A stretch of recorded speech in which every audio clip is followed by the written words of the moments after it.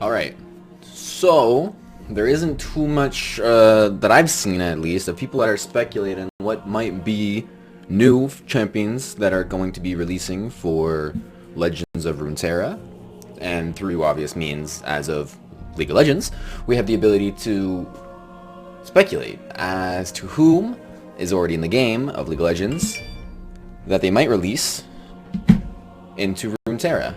So, I would like to start off that thought, for me at least, as to who might be releasing next at some point in their existences. Doesn't matter when, but I really like the idea of Galio. So Galio is obviously a champion in League of Legends. So let's quickly go through his story here, just to have an idea of more what is kind of what he is and what he could be in Runeterra. So Galio's legend begins in the aftermath of the Rune Wars, when countless refugees fled from the destructive power of magic. In the west of Valoran, a band of these displaced people were hounded by a vicious band of dark mages. Exhausted from days without rest, the refugees hid among the shadows of an ancient, petrified forest, and their pursuers suddenly found their magic to be ineffective. It seemed the fossilized trees were natural dampener, and now sorcery used within them would simply fail. No longer helpless, the refugees turned their swords on the dark mages and drove them from the lands. Some decided this sanctuary from magic was a was a gift from the gods. Others saw it as a fair reward for the terrible journey, but all agreed this should be their new home.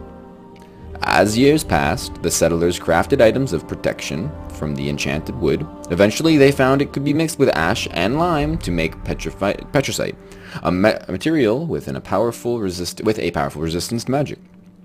It would be the foundation of their new civilization, forming the walls of the new kingdom of Demacia. For years, these petricite barriers were all the Demacians needed to feel secure from the threat of magic within the borders of their homeland. But in the rare event that they needed to settle a conflict abroad, their military...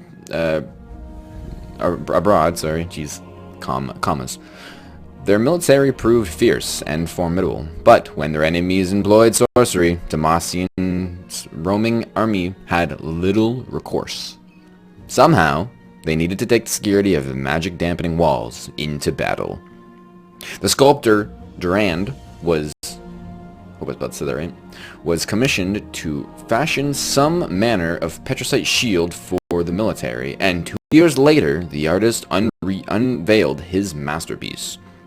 While it was not what many were expecting, the winged statue Galio would become vital to the defense of the nation and serve as a symbol of Demacia across Valoran. Using a simple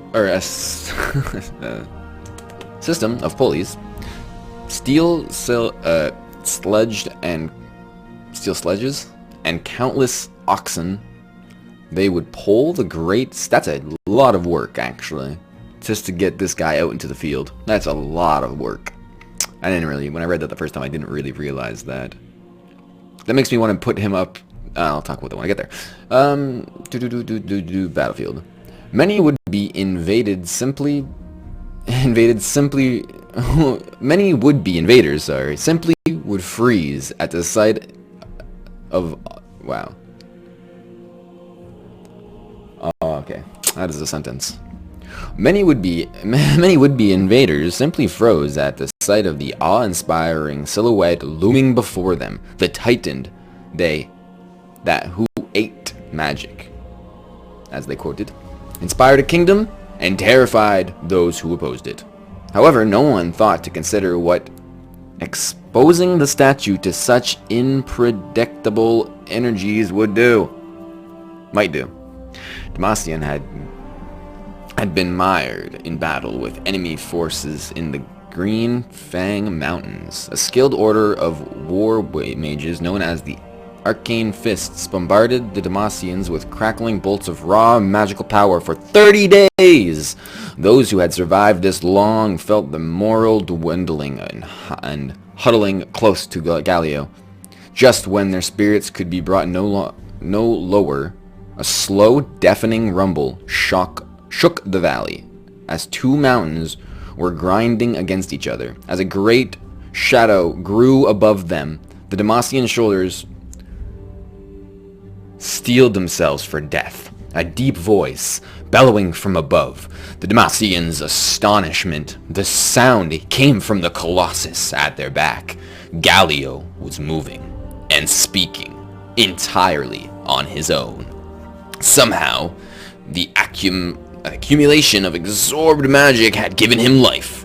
He threw himself at the front of the Demacians, shielding them from the attack after attack, absorbing each flash bolt after he each fresh bolt into his massive stone frame. Then Galio turned, bounded up the mountainside, and crushed every last one of the arcane fists into the craggy soil. The Demacians cheered. They were eager to thank the Petricite sentinel that had saved them, but as quick as he had come to life, their fearsome protector had ceased moving, returning to his pedestal just as before. Back in the great city, this bizarre tale was told in hushed tones by the few who had survived the Battle of the Great Fangs, and was usually received with silent incredulity?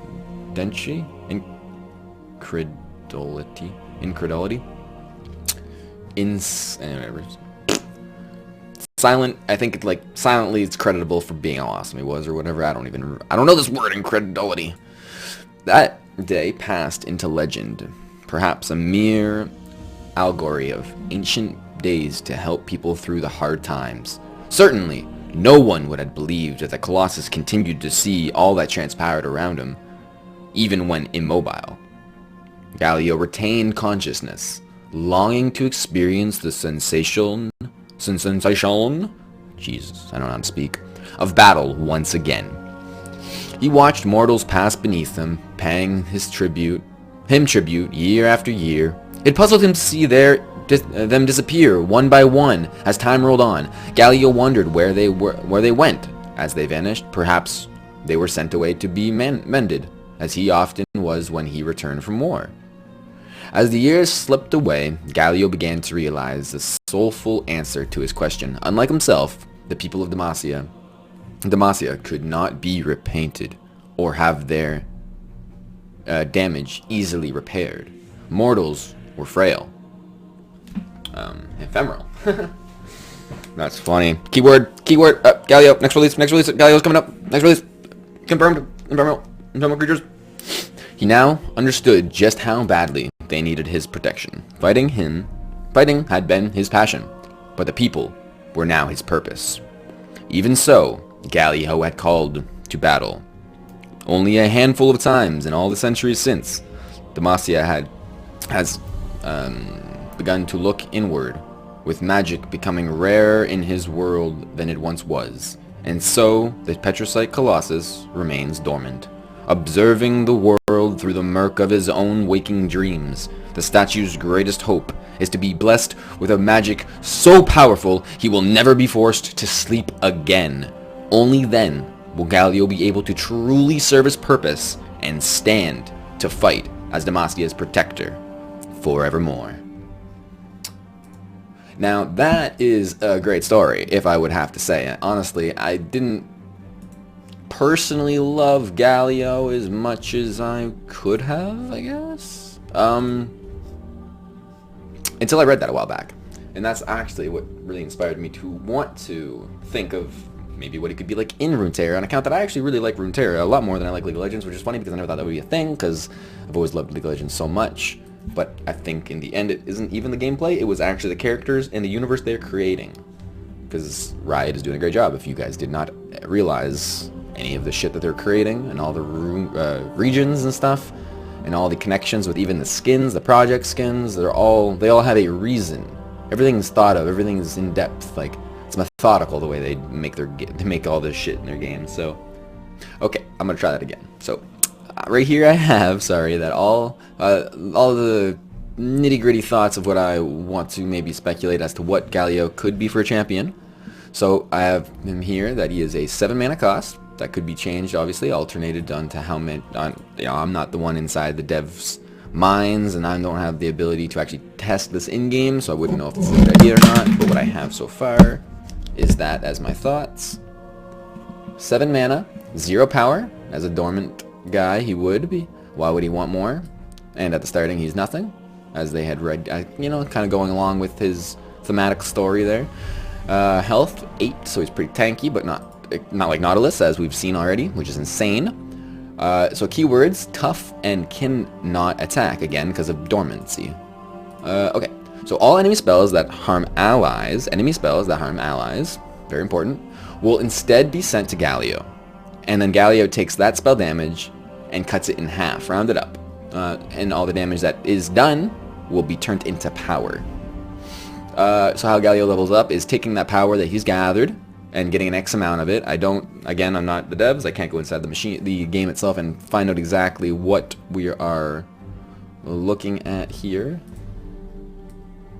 Maybe I should put that on the side there. That's fine. Okay. That can be good. So I don't know exactly how much it should be for power level up, but whenever he does get that amount, that if they figure it out in game, by testing and everything, how much power sounds right, he would then get attack enabled, so cuts away that keyword while this is enabled, and when he does attack, because he can only attack once, he hits all of the defenders for his power. Then reset his power and health back to whatever it was, so if he had taken any damage on his health, that's back at 8. All the power that he had been gathered is going back to 0, but he is leveled up now. So now, every spell that hits him, the initial damage of the spell will be given to him as power. It is not cut in half when it's given to him as power, just the damage is cut in half. He still gets the full power of the spell. So it'd be 2 times easier at that point to then reach your X amount of power to then use your attack again, which, if you're using your, mana cost, I think 6 might be better, honestly. That's probably a smart idea, because by the time you're actually getting to use this up the first time, it might just be the end, the next round. So using this a second time does sound a little bit silly at 7 mana. You might even be like a 5 cost, actually. That actually kind of sounds like a good idea. So I'm actually going to go ahead and put a question mark there, because I don't know how much he should cost for mana. But probably, maybe not a question mark, maybe 5 to 7 mana. 5 to 7 mana for the Galioster. And we'll call it there for that. Okay. So my example for this, to make you kind of understand what I am saying here, is he does a Mystic Shot, or someone does a Mystic Shot, he does a Mystic Shot. You can't do this to yourself, by the way. You can't do damage to your own ally and have Galio take it in or something like that. This is specifically an enemy spell that harms your allies. It has to actually do something to your allies too. Like, you can't just you can't purify. Purify doesn't work. You can't Will of Ionia. If you Will of Ionia, it'll send your ally back too.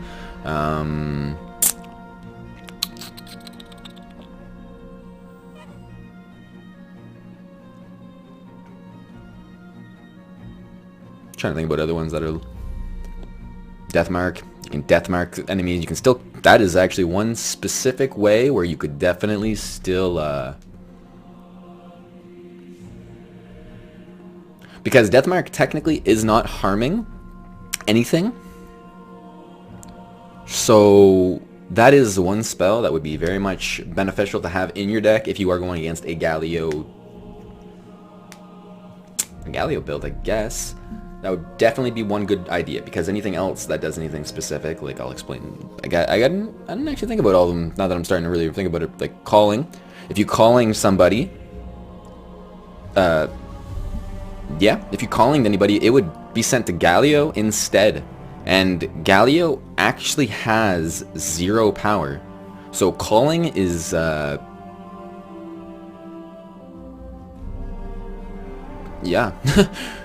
I just realized you can calling Nautilus too. Nautilus can just be one shot with a calling.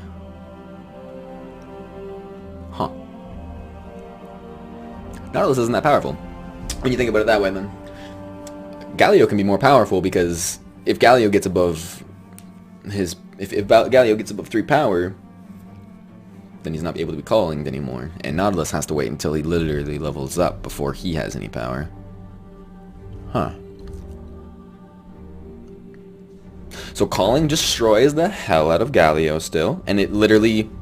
The one thing is that you couldn't kill anybody else. If you wanted to calling another one of your enemy's cards, and they have a Galio on the field, you will be killing Galio instead. That is the one benefit, if the word is benefit, because your Galio is dying. So I didn't think about that. I didn't even put it in an example. Glad I thought about it while talking about it now, though. Okay, so example 1, Mystic Shot, deal 2. It is then divided in half by 2, so you're only doing 1 damage, but he does have tough. So the toughness takes that out of consideration, and Galio just receives 1 power. So if Galio's on the board, they can't literally use Mystic Shot unless they have some way of increasing Mystic Shot's damage, or... yeah, no, it literally does not work anymore. Cancels out Mystic Shot entirely with Get Excited. 3 damage divided by 2, it rounds up, so it does still deal 2 damage, but that is good for Galio in a way, because he only takes 1 damage, and he still receives 2 power. Oh yeah, also this receives 1 power. I don't know if I said that. So yeah, Mystic Shot just gives Galio, I think, just gives him power. It's not a good thing. You don't want to be dropping a Mystic Shot at all. But why would you be? You're not stupid. So Withering Wail, deal 1 damage to all, as we already know this. It also heals you, but that is not something that Galio will be messing with in the slightest. It only messes with the damage done to allies. So this would say, let's say there is 6 units on the board, including Galio, your units.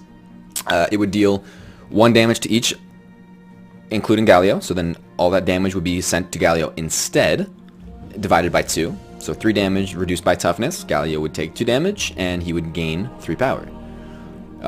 Ruination is probably the most disgusting I've thought about. The fact that it kills all units, the spell is sent only to Galio. Every single unit doesn't take damage due to this Ruination anymore. Galio is killed, as well as the enemy board still, though, because they're not your allies, so he's not protecting the enemies, obviously. I don't even know why I took a second to think about that. This is pretty powerful. I would say this is probably the strongest connection to him. He would just destroy Ruinations, but on the other hand, if you use Ruination, all your units still die, because enemy spells. Or, not even capitalize it here just in case. Alright, so final example. If he is leveled up, this is Insanity, so Death Lotus along with Withering Wail, nothing real different there. I just thought I'd put it in Death Lotus too. So just like Withering Wail, he would... oh, yeah, so just like Withering Wail. You can read it up here again if you want. 6 damage, 2, 3 damage, takes 2 damage, and gains 3 power. But instead, he will, when he's leveled up, he'll take the 2 damage like you already would have, but he gains that 6. He gains 6 power.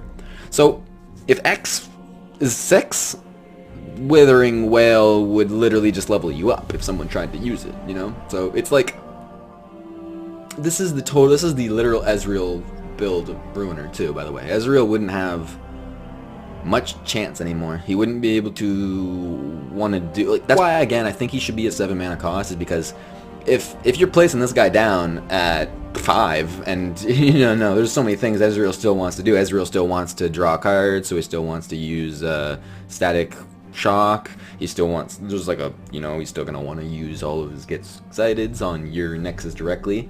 That will be a possibility. I don't think I want him to stop that. Only ally damage. Galio will only stop ally damage, not Nexus damage. I don't think that was that wasn't my initial thoughts, but then I reevaluated how broken that would be, and that's not how it works. Also, if I didn't mention, it is a skill that he uses when he attacks, so that can be denied, which is pretty prevalent. Yeah, I guess that's pretty much all the thoughts I technically have on Galio. I don't really know what else to say for now, but that is my initial thoughts on Galio and what he could be like in Legends of Runeterra if they ever put him in. My hopes, at least, if not better, because I've had other thoughts, like Sej, and I didn't think nearly as hard as they thought about it with a whole adding a new keyword like vulnerable. So That's cool. For now, though, that's what I'll have for Galio, and tomorrow I will think about someone else.